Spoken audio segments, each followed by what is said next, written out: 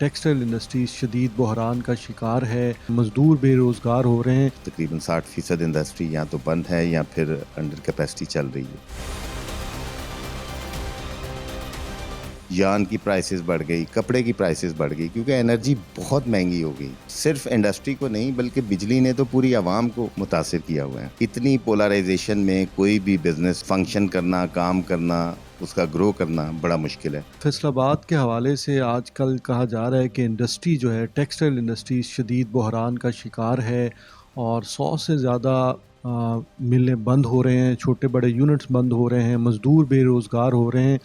इस सारे मामले के हवाले से हमारे साथ साबिक सदर chamber of commerce Faisalabad Rizwan Ashraf साहब मौजूद हैं। उनसे जानते हैं कि वाकई ही क्या इंडस्ट्री के अंदर एनर्जी क्राइसिस है, मुल्क की हालात ऐसे हैं कि इंडस्ट्री टेक्सटाइल बंद हो रही है, मज़दूर बेरोज़गार हैं। इन सारे मामलात के अंदर कितनी हकीकत है, और अगर इंडस्ट्री बंद हो रही है तो उसका सबसे बड़ी वजह एनर्जी क्राइसिस ही है। तो इनसे जानते हैं कि इसमें कितनी हकीकत है, कि क्या ये सिर्फ सियासी एक स्टंट के तौर पे भी हुकूमत की जानिब से कहा जा रहा है कि एक सियासी स्टंट है और सोशल मीडिया पे इस तरह की खबरें जो है गर्दिश करवाई जाती हैं जानबूझ के। तो कितनी हकीकत है, मैं रिजवान अशरफ साहब से भी जानना चाहूँगा। रिजवान साहब, एक तो पहले शुक्रिया आपका टाइम का। ये बताइएगा कितनी हकीकत है कि इंडस्ट्री वाकई बंद हो रही है फैसलाबाद? बिस्मिल्लाहिर्रहमानिर्रहीम।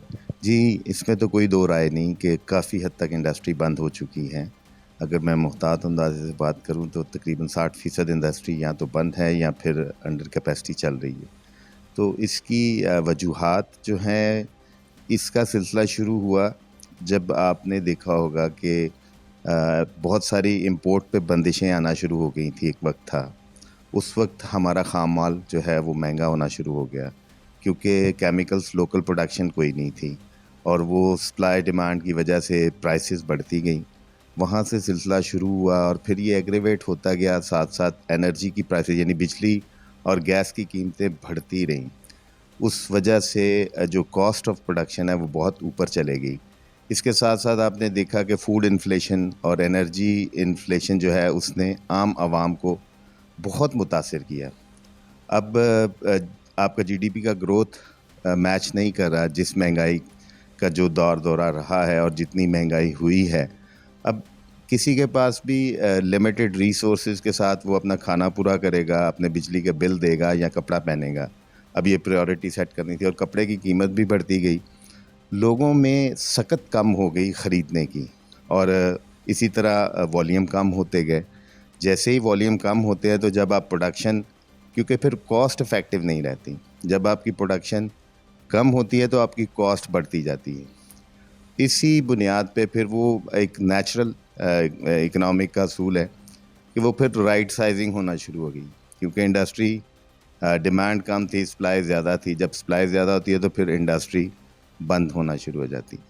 तो इसी वजह से ये 2-3 साल में आपने देखा होगा कि काफ़ी सारी इंडस्ट्री बंद हो गई है। यार्न की प्राइसेस बढ़ गई, कपड़े की प्राइसेस बढ़ गई क्योंकि एनर्जी बहुत महंगी हो गई।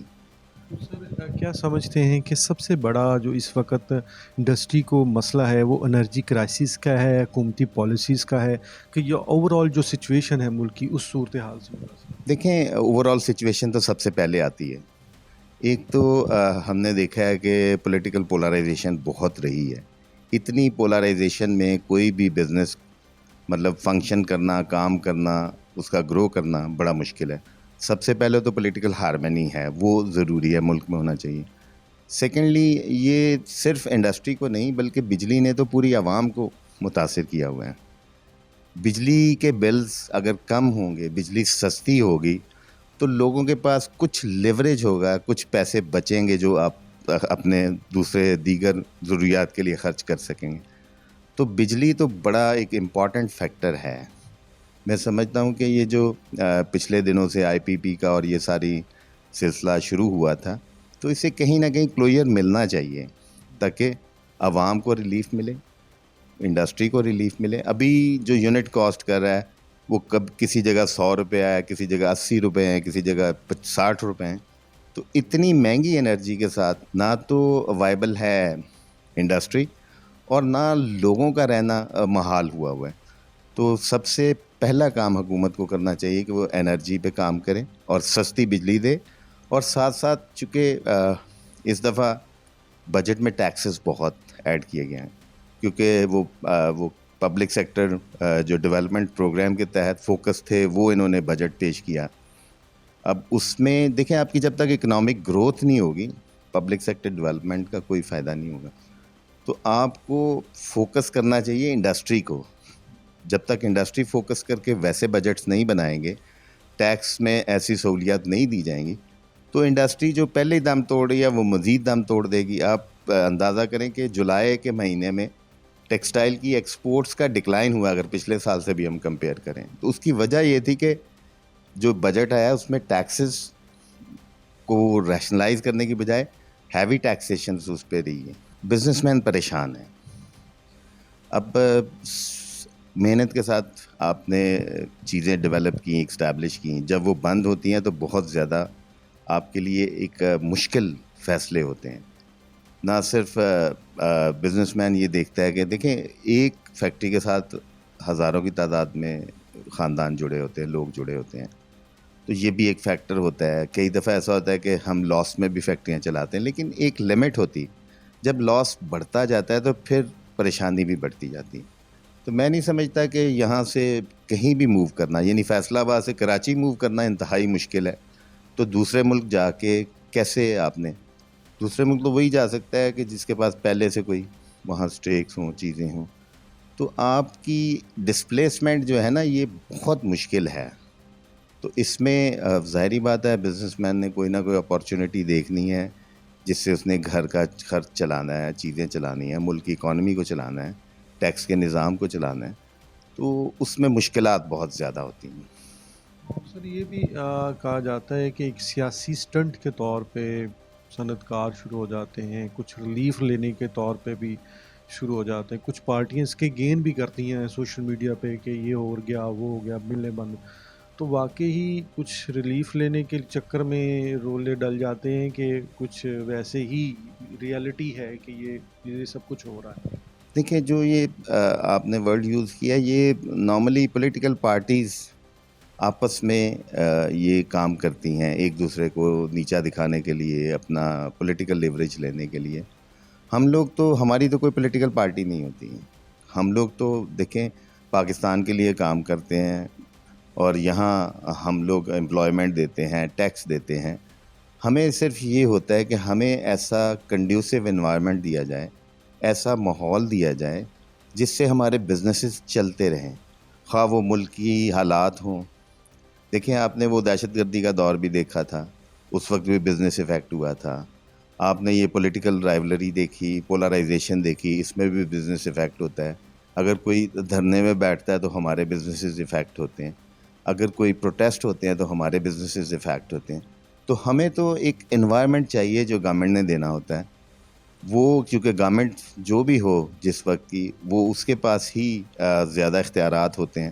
تو لہٰذا ہم گورنمنٹ سے اپنے جو بھی ہمارے ایشوز ہیں، ہمارے چیمبرز ہیں، دیگر آرگنائزیشنز ہیں، وہ لیزون رہتا ہے، ہم ان کے ساتھ کوآرڈینیٹ کرتے ہیں، ان کو بتاتے ہیں.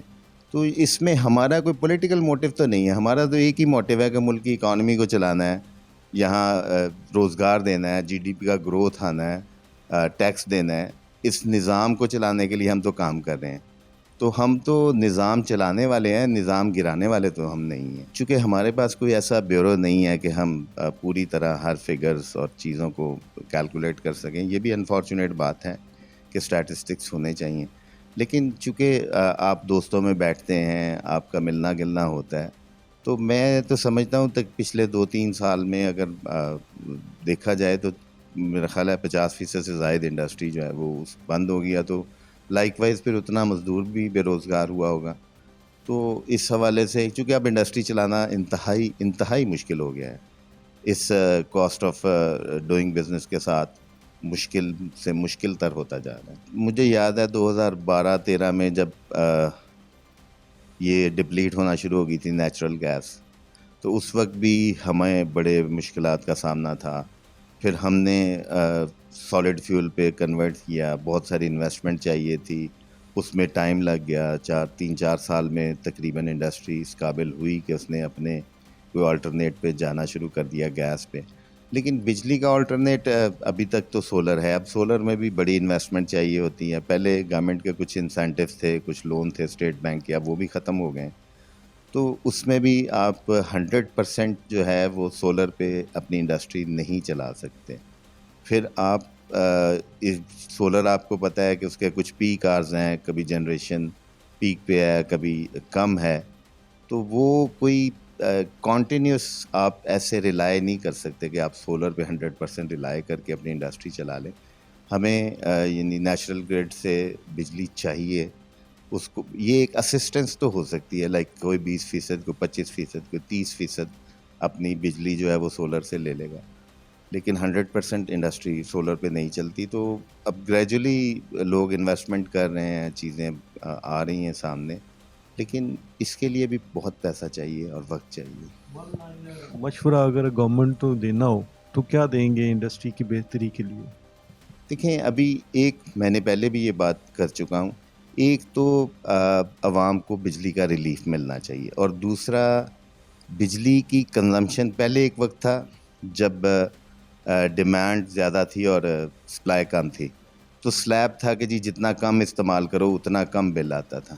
اب ادروائز کرنا چاہیے. ون لائنر تو یہ ہے کہ جو جتنے زیادہ یونٹ استعمال کرے اسے اتنی سستی بجلی اگر ملنا شروع ہو جائے تو انڈسٹری کافی حد تک چل سکتی ہے. جی بالکل. رضوان اشرف صاحب کا کہنا تھا کہ واقعی ہی فیصل آباد کی ٹیکسٹائل انڈسٹری بحران کا شکار ہے, اور پچھلے 2-3 سال میں تقریباً یا تو 50% انڈسٹری بند ہوئی ہے یا اپنی کیپیسٹی سے بہت کم چل رہی ہے. اس کا سب سے بڑی وجہ انہوں نے انرجی کرائسس کو ہی قرار دیا ہے. انرجی کرائسس, بجلی کا یونٹ بہت زیادہ مہنگا ہے, اور یہ بھی انہوں نے کہا ہے کہ حکومت اس طرف دیکھے اور ریلیف دے تاکہ جو صنعت ہے فیصل آباد کی ٹیکسٹائل انڈسٹری کو بچایا جا سکے, مزدوروں کو بے روزگار ہونے سے بچایا جا سکے. جب تک حکومت اس کے اوپر کام نہیں کرے گی تو انڈسٹری اسی طرح بند ہوتی رہے گی.